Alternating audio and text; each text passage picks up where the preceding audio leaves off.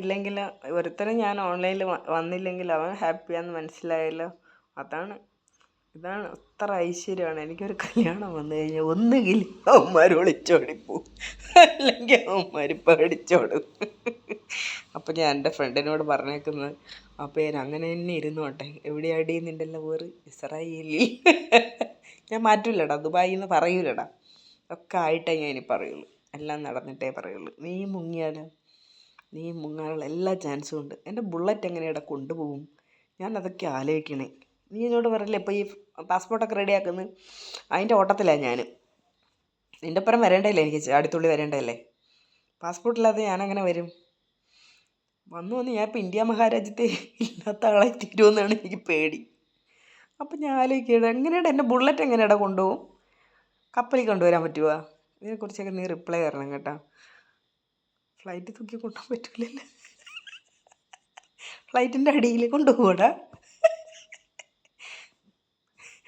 ഇതിനെക്കുറിച്ചൊക്കെ പറഞ്ഞു തരണം. ഇല്ലെങ്കിൽ നമുക്ക് അടുത്ത വരവിൽ നമുക്ക് നോക്കാം അല്ലേ.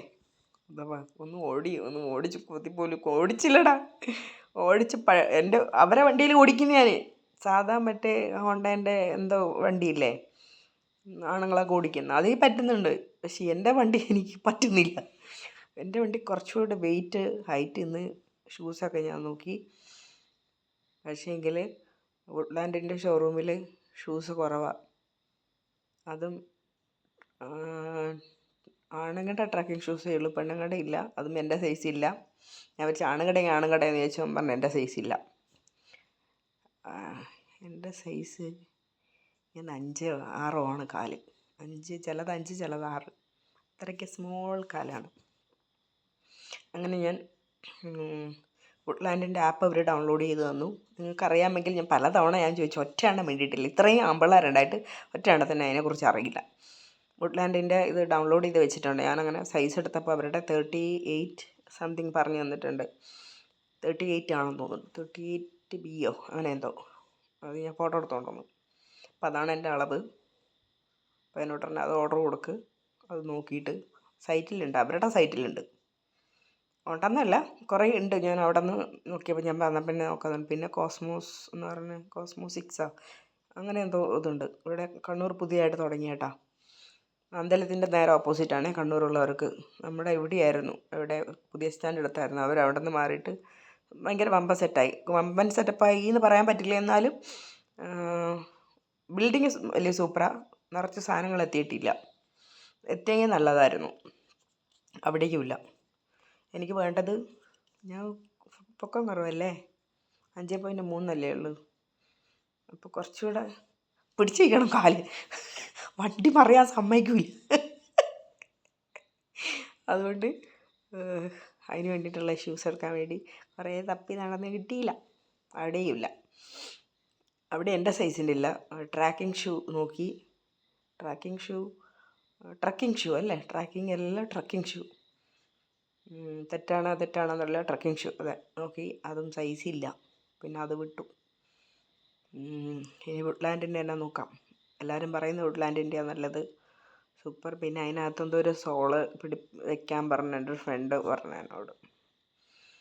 അപ്പോൾ കുറച്ചുകൂടെ ഹൈറ്റ് ഇങ്ങനെ കിട്ടും, അങ്ങനെ ഇങ്ങനെ എന്നൊക്കെ പറഞ്ഞു. പക്ഷെ അവരുടെ ആ സംഭവം ഇല്ല എന്നൊക്കെ പറഞ്ഞു. അതൊക്കെ ഇനി എവിടെ സെർച്ച് ചെയ്യണമോ നോക്കാം. നിങ്ങൾക്കൊക്കെ അതിനെക്കുറിച്ച് വല്ല അറിവുണ്ടെങ്കിൽ എനിക്ക് മെസ്സേജ് ഇടണം പേഴ്സണലായിട്ട്. പിന്നെ എൻ്റെ ടെലിഗ്രാം ID അറിയാമല്ലോ. ടെലിഗ്രാം IDയിൽ വന്ന് റിപ്ലൈ തരിക എനിക്ക്. അതിൻ്റെ ഡിസ്ക്രിപ്ഷൻ ബോക്സിലുണ്ട്. പിന്നെ ഞാൻ പറഞ്ഞ മാതിരി അറിയാമെന്നുള്ള രീതിയിൽ നല്ല അടിപൊളിയായിട്ട് നല്ല കാവ്യ ഭംഗിയിൽ ലവ് ലെറ്റർ താടാ. ഒരൊറ്റ ലവ് ലെറ്റർ എഴുതാൻ അറിയില്ല എന്ന് വെച്ചാൽ ഞാൻ എഴുതി കാണിച്ചു തരാടാ. കാവ്യാത്മകമായ ഭംഗിയിൽ ലവ് ലെറ്റർ എഴുതി തരണം.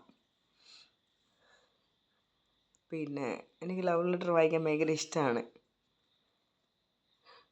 തരുന്നെങ്കിൽ 23-ാം തീയതിക്ക് മുന്നേ തരണം. ലെറ്റർ എഴുതി തരുന്ന ആൾക്ക് എൻ്റെ വക എപ്പോൾ കണ്ടാലും ഒരു ചോക്ലേറ്റ് ലോലിപോപ്പ് ഫ്രീ.